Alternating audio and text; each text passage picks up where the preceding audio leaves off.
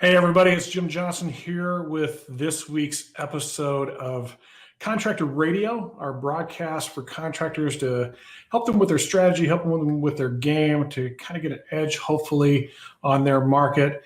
And today we have somebody very near and dear to my heart. I posted on Facebook yesterday, I said, this is the best sales rep that I ever hired. And there's a little story to it that I recruited him for like a year and a half. It took a year and a half. I told him he was going to be good at it. He wanted to keep working at, I think it was at Pizza Hut. And so he wanted to keep working at Pizza Hut. And so he did that summer, but I kept working on him. We played basketball together and finally got him into the game. So everybody, this is Dan Walrack, or Wally. Welcome aboard, Dan. Glad to have you today. Thank you. Appreciate it. Humble introduction you gave me there. He's a rock star, and we're going to find out today some of the reasons why he is a rock star. You guys that are watching on Facebook and checking it out there, we can't necessarily see your names on there, but if you make comments, we do see them, so we'll just call them out. Somebody says they're excited for this one. I'm excited and cautiously a little bit scared. We'll see what Dan comes up with today. But Dan, just kind of tell us the story. Like, how'd you get into this? I kind of led into it a little bit, but bring us up to speed with where you are today. 20 years now? Is that right? 21. 21 years, man.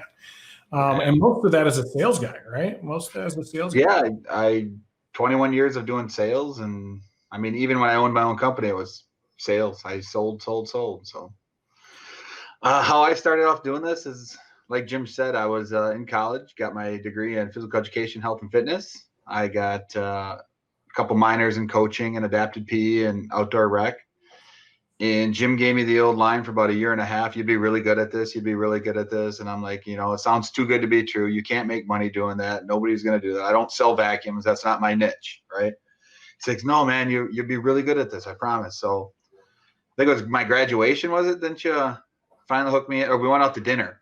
Yep. That's what I know the place. I don't know. Remember the name. Copper Kettle? Copper Kettle. There you go. Yeah. So we went out to dinner, and finally I said, all right, I'll give it a shot. I'll do it for the summer. Whatever it is for the summer. I got nothing going on. I had a teaching and coaching gig all lined up, ready to go.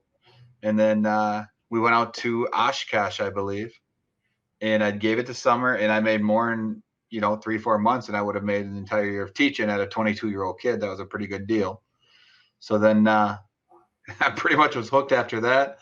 Nobody ever told me that up north here that what you sell, sometimes you have to bank over for spring. So I had all these jobs left over for spring that was money in the bank starting off in the spring. So that's how we suck you in, man. That's how they got you on it. So then I had to cancel my teaching thing, and 21 years later, here I am still doing the same thing, and 20 years of straight million-plus producer. So.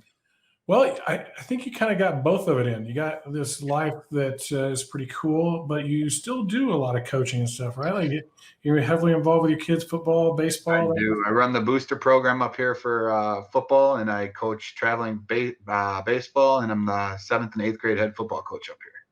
See? So I do a lot of work. Best of both worlds, right? Like I got to make some money. Yeah, but it wasn't like that at the beginning, though. You know that. What do all those other coaches that work there at the school or teachers think about like the situation? They have a good time. They know that I'm passionate. I'm aggressive. I suppose I take that into work too. I'm passionate and aggressive about work too, and see a lot of things come and go in this business. It's like it's a soap opera. You know what I mean? But it's cool that you bring that up. Like, what are the things like 21 years ago? What's changed from then to? Oh goodness. Well, in the sales part of it, I mean, all these new guys now are just they take a lot of stuff for granted.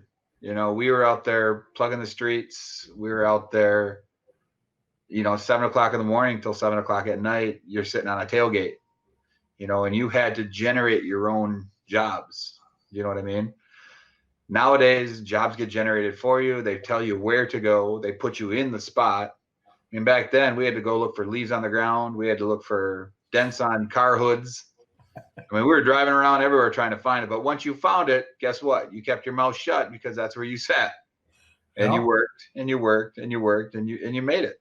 So Yeah, it was kind of all about owning that neighborhood, right? Like Oh yeah, that that's was why you're there at 7 a.m. that was some of the first things we taught is like, don't like scatter yourself all over a city. Find that neighborhood, work that neighborhood, own that neighborhood, make that neighborhood your office. And you were really good at that. And one of the reasons why I recruited you is your ability to make friends easily. Like you're just an outgoing, naturally outgoing. Were you always that way as a kid too, or did that come I've on? always, yeah, I've always been outgoing. I just relate with people, and it doesn't matter what that person's, into or whatever. You just relate with them. I mean, as a salesperson, the first thing you should do as a salesperson driving up to a person's house is if they got the garage door open, look inside. I think you taught me this. Look, if they've got a fishing pole hanging up, talk fishing. If they've got Packer colors, talk Packers. If they got whatever, make them feel comfortable with you as a person before you start trying to go into a niche on what you do. You know what I mean? Because it is what it is. You start talking to people and make them feel comfortable. That person is going to be more open to talking to you. So, Yeah, it's one of the mistakes I think a lot of salespeople make is they get right into it really fast. Hey, we're going around, we're meeting homeowners, I'm working with so and so over here. I'm here doing free inspections. Would you like me to do one for you? And they skip that part about being likable, like yeah. being somebody that's creating themselves as another human being, maybe even their next door neighbor, possibly a friend, before they start talking about why they're there. And that's always been one of those things. Like I try to look at each person as a possible new friend, a new relationship. I'm still friends with my very first person I ever sold, Tom Wicks. I still talk to that guy to this day. He's a uber Viking fan. And if you remember back in the day, I had a yellow truck with a green and white stripe right down the middle of it. It was the Packer truck. And I drove up to all those houses in Minneapolis that were all Vikings fans with that truck.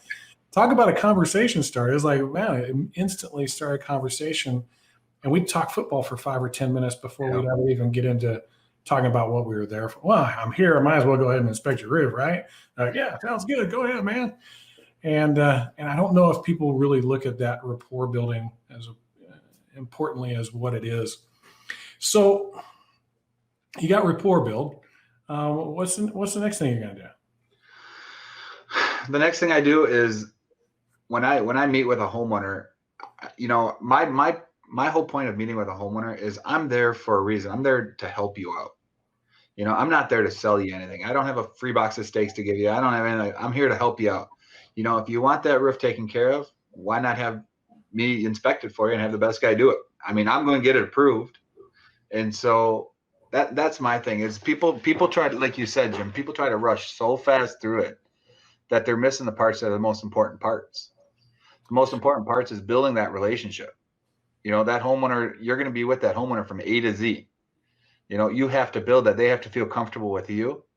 I always tell everybody this. Now, I said, when we're all said and done and they write that final checkout, 9 times out of 10, if you've built that relationship where it should be, that homeowner is going to ask you, they've been working with, your company for 2 months maybe, and they're going to ask you at the end, who do I write the checkout to? Why? Because they don't care about the company. They do, but you know what I mean? They care about that person they worked with. They care about Dan Walrack. Dan is who I worked with. I could have been whatever, Mousepad Incorporated. They don't care. They care about me. And that is the thing, right? Like, I think people buy people. I think there's more to it. They want good service and quality, and something special and value and all that, but they really buy from people they know, like, and trust, which is, yeah, you got to get past that part first before they even care too much about the company. Mm-hmm. Hopefully the company that you're selling for, you can stand up for and say, hey, they're great. I know you work for a great one right now. Built Strong Exteriors there in Minnesota. A little plug for those guys. And Tony, he's a rock star. I like that guy. He does a really good job. A lot of experience in this industry too. So you're now 21 years into it. But if you could go back to the very beginning, what's the most important piece of advice you would give your younger self getting into this? I would say probably the biggest advice I'd give guys just starting off in this, there's 2. One, I'd say networking. Networking is ginormous in this business. Absolutely ginormous. The second thing I would say is, because a lot of people have that mentality where they think they know everything in 2 months. You know what I mean? It's going to take you a year to 2 years to get it down to the point of where you know all the objections, you know basically everything that you need to know. And you know what? You're still learning after 21 years. I still learn something every day. It's just because this business is it fluctuates so much. You're always going to, I mean, now we're into, last year or two, we're doing drone inspections. I mean, who would have thought 21 years ago we'd be doing drone inspections when I'm up there? I want to see Dan do a drone inspection. I've done 2, and I told the adjuster, I'm like, listen, man, I said, let's just you and I get up there. This drone thing, I said, how do you even get to feel the shingle? Well, we got to look for. So here's one thing I know: a drone can't tell me if a seal is broken. That's what I'm saying, right? But Yeah. I haven't had too much experiences with that because most of the adjusters, a lot of people have dealt with Allstate. I guess they do a lot of drones. I haven't come across a lot of Allstates, but whatever. Well, that's kind of purposeful, right? Like we'll talk about that in just a second. Now, that first bit, whenever you're in as a new guy, you mentioned this networking aspect of things. But in order to network, you got to do a few things. You got to like count up all the people you know, right? Like they can be helpful in your networking. But you got to get out and meet people too. Like you got to go out and you got to knock those doors. You got to do that dirty work. Really, I always told people the first 3 months or so, if you're hard and heavy at it, and you really work those referrals and build that network, you may never have to knock a door again. Now, do you knock many doors nowadays?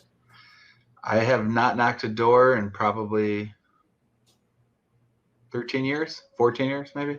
13, 14 years. That's amazing. So, I mean, I've worked my neighbors where, like, if I'm out doing a job build and a neighbor's outside, I'll walk over and talk to them and stuff like that. But literally walking up and down the street, knocking a door, it's been at least 14 years. And most of that time, all of that time that I know of, you've pretty much been in that Western Wisconsin, or actually state of Wisconsin, state of Minnesota, back and forth. It's been a little bit in Madison, a little bit in Illinois, a little bit over by Appleton area, but it's been pretty confined to, 2 or 3 states at the most. And that's one of those things I always try to get across to sales guys. Like you've worked this hard to get to know these people, to build up a network of people, and this fresh storm hits and you want to go chase, you want to go run after that thing when you have this whole pipeline just sitting here wanting to send stuff to you. What's your advice there? It's hard with my advice because I have, like you said, I've got it networked. So I bring donuts and bagels and I bring things to my insurance agents that help me out, to property management companies that I'm in line with, working with. But you got to keep that rapport up, and then you take care of them, they take care of you. But like what you said, as far as running to a new storm, I mean, storm or no storm, I'm going to sell $1.5 million every year anyway. It doesn't matter to me. A new storm just makes it easier. A new storm makes it like 2017. You know what I mean? For me. Well, we always talked about that. Like, a storm would come up, a bunch of people would rush in, they'd work it for 6 months, maybe a year, and then all of a sudden they're kind of gone, right? And it's just all this work is still out there to be done. And it's just finding those little pockets and getting after it. And that just takes a little persistence and tenacity and that network. You actually mentioned it, a couple of like key people for networking, your insurance agents and property management company. Anybody else that kind of fits that? Well, I do a lot of, really anybody you can use as a network. My financial advisor, he's plugged me with, 30, 40, 50 jobs, agents, property management companies, adjusters. I know a lot of adjusters out there. That helps a lot. Just today, to be honest with you, about 2 hours ago, I just got a call from an insurance adjuster, said, hey, I'm going to be sending you over a lead. It's a big job, so be ready. Lady calls me up. She's got 700 squares of roofing that she wants me to come out Thursday and get her ready to roll. She goes, can you handle specialty shingles? And I'm like, well, what's your specialty shingle? She goes, a Grand Sequoia. I'm like, no problem. Yeah. So, and that was all of a 5-minute phone call. Why? Because that adjuster I've met 70 times in my life, and we've built up that rapport where he knows I know what I'm looking at, and you've built the rapport up. It helps. That's called networking. So yeah, he knows you're going to call it straight, which they're looking for the same thing, whether it's an adjuster, an insurance agent, a property management. Like, they want somebody they like, know, and trust, because you're selling them just as much as you're selling anybody else. But when you do it with what I call authenticity, Dan is Dan. Like, there's no getting around. Dan's not trying to pull the wool over anybody's eyes. He's just being Dan, and he truthfully does want to just help out whoever it is that he's working with. And by having that kind of attitude, people are just attracted magnetically to you. Like, hey, I want to work with this guy. He's kind of fun and pretty cool, and he sounds like he knows what he's talking about. And so, yeah, let's work with him. Well, you hit it on the head there, Jim. This business, to me, 21 years of doing this, a lot of people come in and a lot of people come out of this business. I'm still having fun. I love doing this business. To me, this business is all fun, and it's a game. And if you play the game the right way and you're honest, loyal to people, it's a fun game, so it's competitive. I love it. That's how I knew you'd be good, by the way. Not only were you outgoing and you could talk to people, that part I got right away, but the competition part of you is what was really the reason I recruited you. You're probably the most tenacious person I've ever met on a basketball court, especially for as unskilled as you used to be. Appreciate that. Dan started playing basketball as a football player, and he understood that he was a little stronger, had a little bit lower center of gravity than everybody else, and just asked, "What do you want me to do?" We said, "Go rebound. Don't shoot it ever, just rebound." And he's like the white man's Dennis Rodman. This unbelievable, just go get rebounds like nobody I've ever seen. When I saw that, like this, hey, give me what you want me to do, and I'll go be the best at it. I'm like, man, he would be amazing in this if he applies that same attitude. And he did. He did a great job of it. I'm super, super happy for where you've come. So now you live in Hudson, Wisconsin. You got a wife, 3 boys, 4 boys. Okay, 4 boys, all playing sports, I'm sure, right? Yeah. And so to this point, not including your family, what's your greatest achievement? Well, I would say, not including family, my greatest work achievement, I would have to say probably my 2017 storm that I worked, because I did things in that storm that I really didn't think I could do. And through networking and things like that, I mean, I did $6.5 million of residential sales in 8 months, 7 months. That is incredible. So almost $800,000 a month in residential. Those are numbers that you don't hear very often. I think that's the highest number I've ever heard in residential sales. You got me doubled up on my best year. And that's super cool to hear. What made all that the perfect storm? Why did that work out the way it did for you? This is what's going to be funny, is that storm was huge in the cities, Blaine, Anoka, that area up there. Out of my $6 million worth of sold jobs I maybe did 10 roofs up there. I worked on the outskirts of the hailstorm, and I used my homeowners, which sounds horrible, but it's true.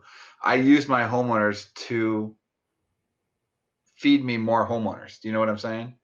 Yeah, you're supposed to. They're your network. Yeah, that's I used all my homeowners to network me. So what I thought of is, if I used each one of my homeowners to give me an additional 5 to 10 other homeowners, and everything seemed to have lined up so perfectly in that storm where it happened that way, where I was literally putting in 25 roof. I built 364 roofs myself in that. That is some incredible siding, gutters, all that. And so that's how many jobs I did in 1 year. And it got to the point, to be honest with you, and Tony can attest for this, it got to the point where it got a little bit out of control. So, I mean, granted, he had to bear with a lot of the heartaches on helping me get organized with that, because you know how my organizational isn't the best, which I definitely need to work on. So, well, I think you should maybe give a shout out to some of that great support that you have. Yeah, I agree. We have a fabulous people in our office. The owner, Tony, and Davey. do a great job. We've got great office staff. Audrey, Michelle, she does great with supplementing. Jackie is a fabulous production manager right now. Her quality control staff is doing a great job. They're going through some learning curves and things like that, but that's what new people do. I mean, there's the sales reps there are fabulous. I've never been with a group of sales reps except the days way back when we were dinosaurs, where you have 5-6 guys in a room that are all $1 million guys. That you don't get that too often. And in this business, once a guy hits that $1 million threshold, he thinks he knows the entire business and ready to roll. So what advice would you get? So there's sales guys out there, right? And they're competitive, they're aggressive, they want to see what they can do, and they're thinking about going out on their own and doing their own thing. What advice would you give to them? Well, the first and foremost is a lot of people get that misconception that, all I gotta do is just go do this. It's easy, no problem. They don't think of the aspects of responsibility, insurance. What I tell a lot of people is grass is not always greener on the other side. And don't ever, no matter what you do, don't ever burn your bridge.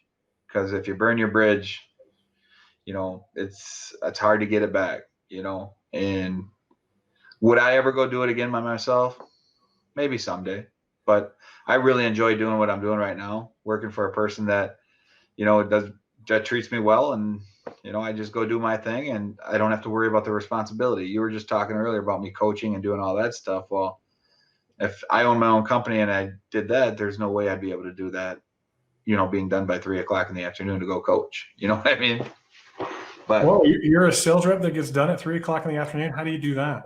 I'm usually done every day around between 3 and 4. So okay, that's cool. How do you make that happen?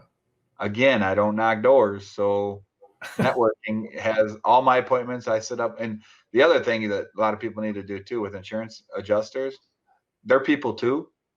You need to treat them with respect, but you need to control your appointments and your adjuster's appointments also. A lot of people think, the adjuster just tells me what time to be there. No. I set my appointments up so I don't miss an adjuster appointment, but I set my appointments up from 8:00 till 2:00, 3:00. After that. So how do you get that adjuster to because guys do struggle with this. We talked about this. They struggle a lot. Even in our office, the new guys all struggle with this.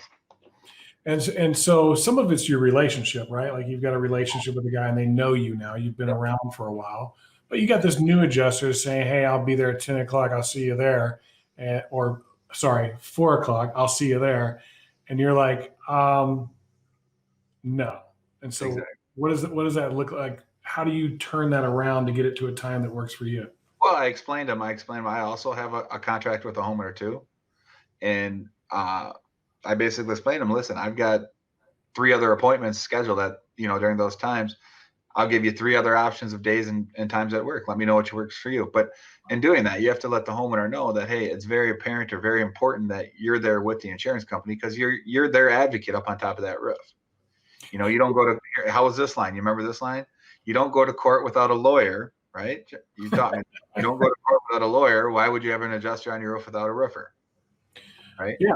And be a roofer. Don't be a policy interpreter. Don't be a negotiator. Just these are the things that are wrong. This is the scope that I have, and stick with that, and you're pretty safe. This is what it takes for me to do this roof. And this is the one thing that for 21 years, I still do the same thing from day one that we did on Oshkosh. And the name of the homeowner. I'm not going to say it online here, but which one. From this day forward, I do, you have that, everybody's trying to go, computer and virtual and all this other stuff. I still have my notepad with my sketch pad on it, and I do a roof scope sheet every single house I do.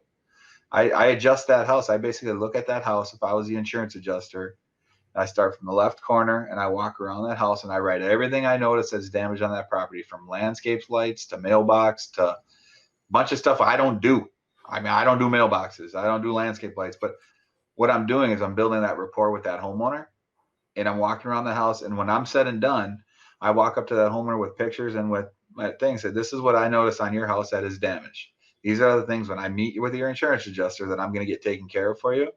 Yes, some of these things we don't do, But as long as I get these things taken care of for you, that money's your money. Do with what you want. Get them taken care of. That doesn't matter to me, but that's your money. But what you're doing is you're building that rapport with that homeowner that, hey, you're here to help me out. Yeah.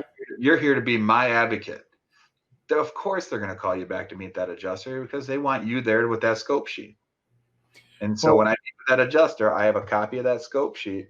I hand that directly to the adjuster with my card and say, these are the things the homeowner and myself noticed that were damaged on their property. So that adjuster in his mind knows, okay, this is what the homeowner, my insured, knows is damage on the property. These are what I need to take care of. Yeah, that was a great way of putting it. It wasn't, this is what I noticed and what we say as damage. This is what I noticed and the homeowner noticed and they believe to be damage on their property. Like that's because it is more about them. They're the one with the contract with the insurance company. We're the one with the contract with them. We aren't there to negotiate what policy covers and what it doesn't or anything like that. We're just here to help them get to where they need to be. And it's really kind of up to them to be that person on your team. We always describe it as a game.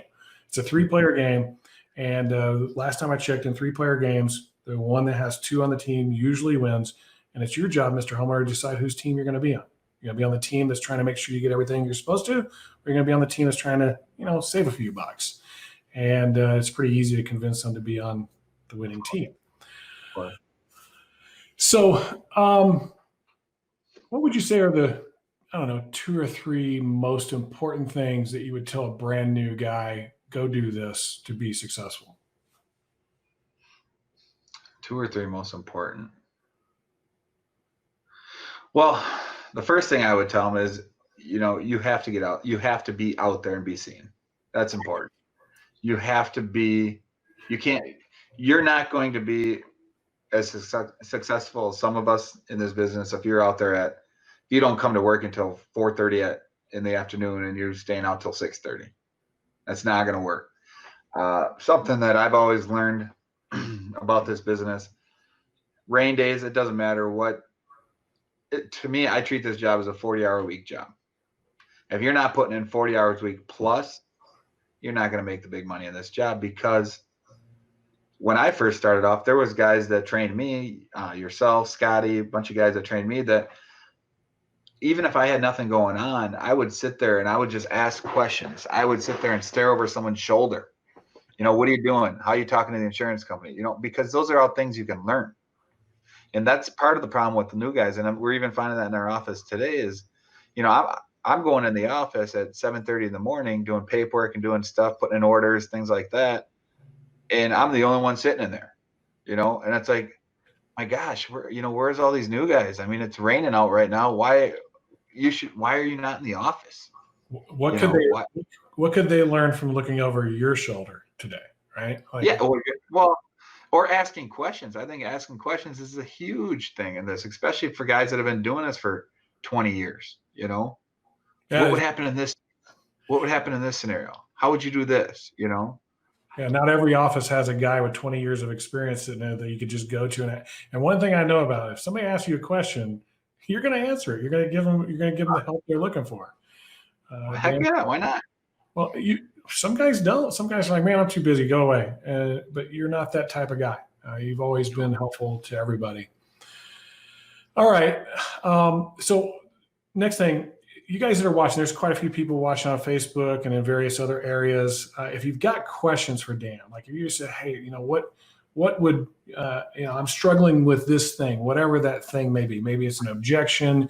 Maybe it's, being active. Like Dan just talked about that, the importance of being active in what we do and treating it like a real job, not a part-time job. Do you see that a lot, Jim? Do you see newer guys doing that a lot, where they treat it more as if it comes to me, I'll take it. But it comes down to human behavior. If expectations aren't set, like we set that from the beginning, our expectation was we were going to get after it. We're going to go, we're going to work, and we're going to be hard at it every day. And if people weren't like that with us, they didn't stay very long with it. You'd see me scoot them out the door. And so when you set that type of expectation, and you also do that, like you saw me in there every day, I work my butt off. And you set that example, then people tend to do it because it was set from the beginning. But when we don't set a standard like that or an example like that, we tend to see some of that type of stuff that guys don't take it as seriously as they probably should. And I think a little bit of that is because they don't understand the opportunity that's in front of them and how fleeting it really is.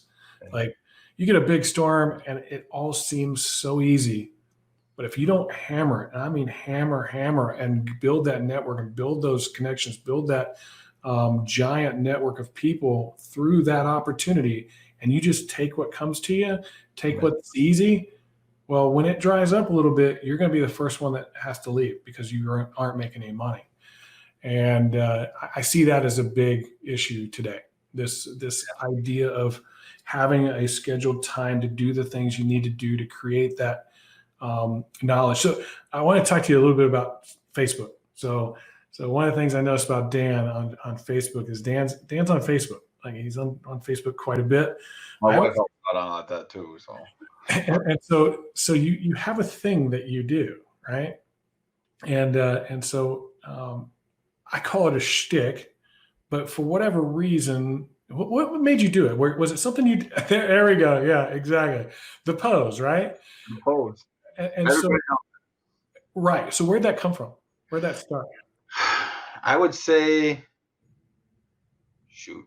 15 years ago, I was on a roof with one of our crony buddies, Corey. You remember Corey?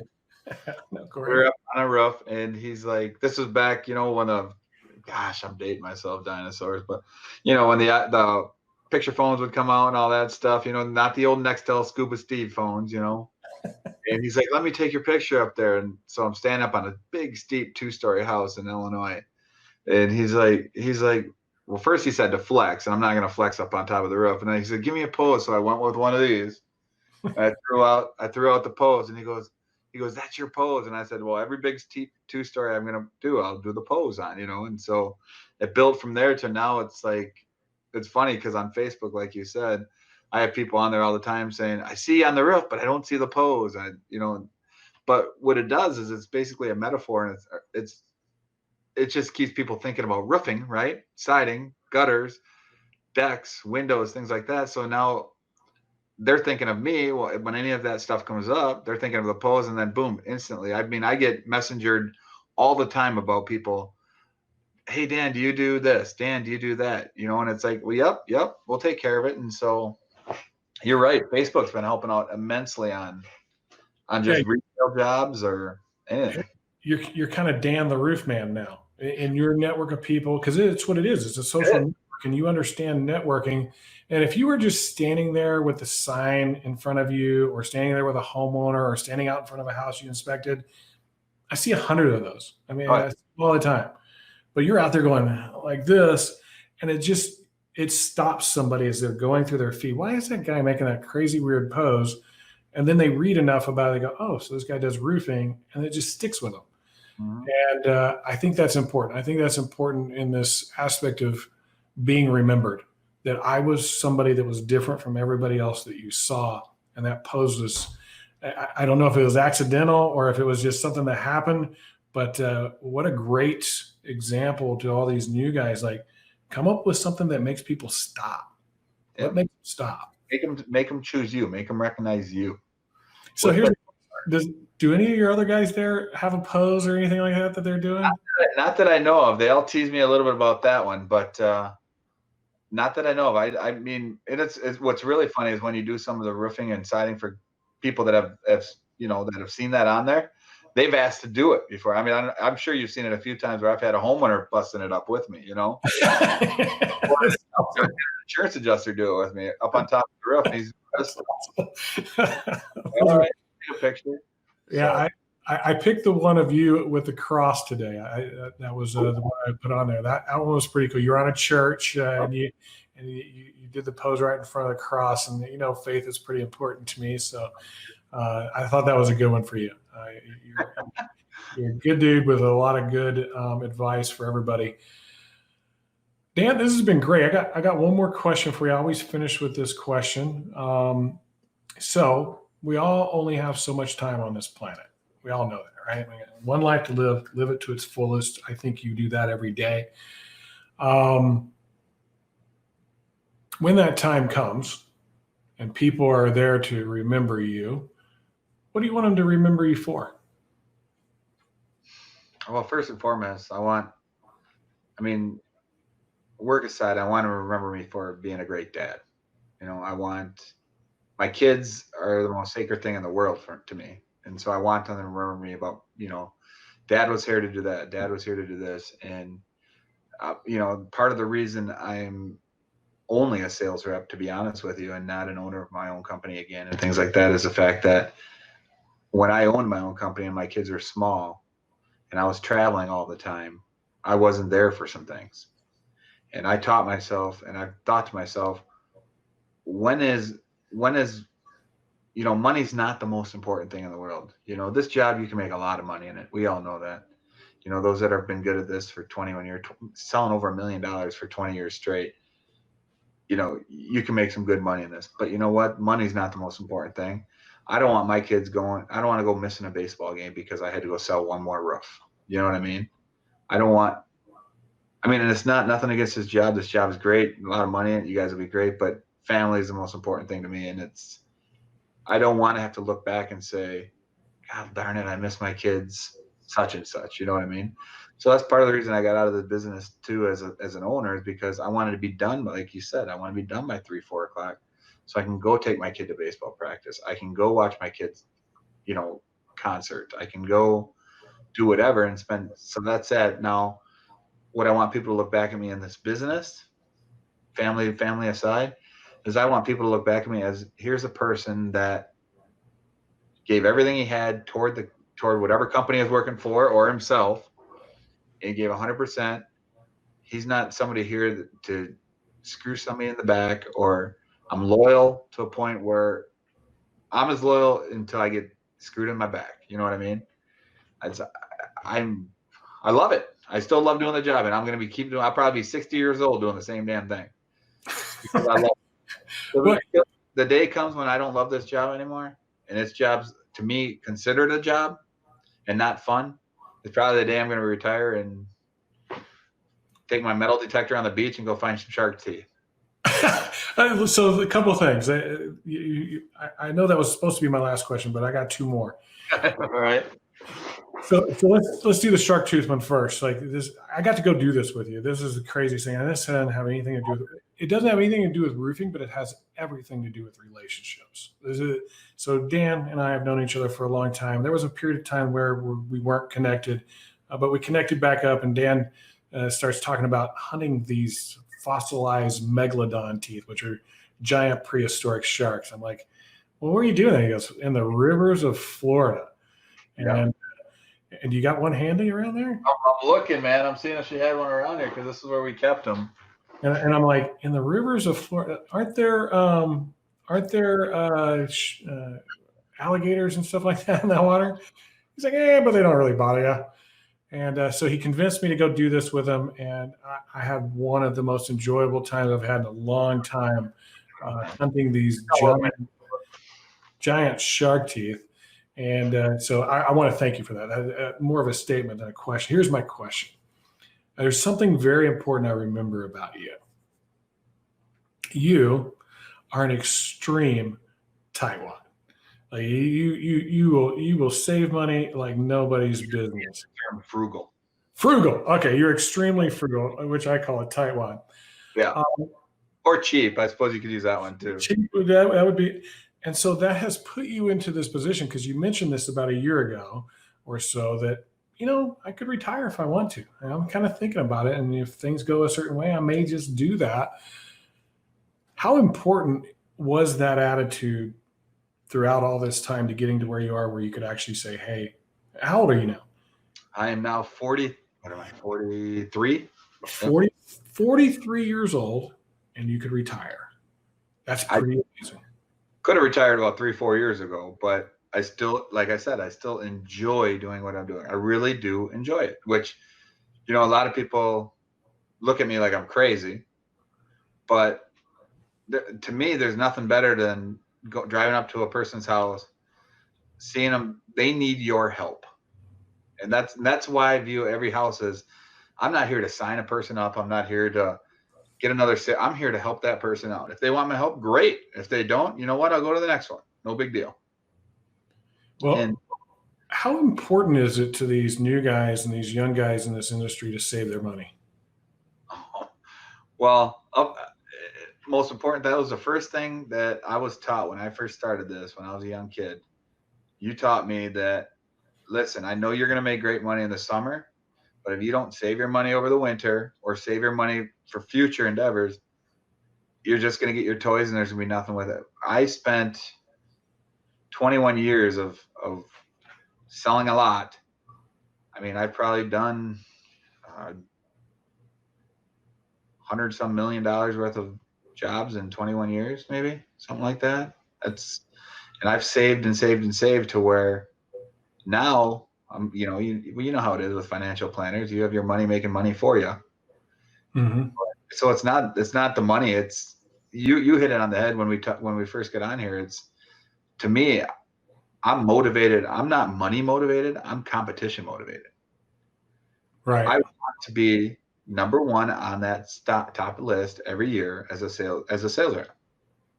And if I'm not, it just pushes me harder to be that number one. Do you see what I'm saying? Oh yeah. And I suppose that's with life too. I mean, I want to be as good a coach as I can be. You know what I mean? I want to be, you catch a big fish, I want to catch one bigger. You know what I mean? And it's competitive. And I've always had that. I think I've had that because when I was young, we didn't have a lot of the things that my kids have now. And I had to push just to get to that level playing field. Now, I mean, I want to be on the top, and I would take my skills as a sales rep against most people in the nation. You know what I mean? It's a valuable skill to teach our kids, is the value of competition. Yeah. How important it is to it's not just in making the most money or selling the most. It's in being the best that you can possibly be. And setting that example for our kids, challenging them to achieve those same things, not just giving it to, like, we could both give our kids anything we wanted to give them at this point. Yeah. But that just defeats their potential at some point. Dan, this has been good, man. Really good. Great advice. Save your money. Save your money. Like, you probably knew somebody that retired when they were 50. You're like, I want to retire when I'm 40. It was competition to you. Okay. Put competition into all that you do, and you can't hardly avoid being successful, it seems like to me.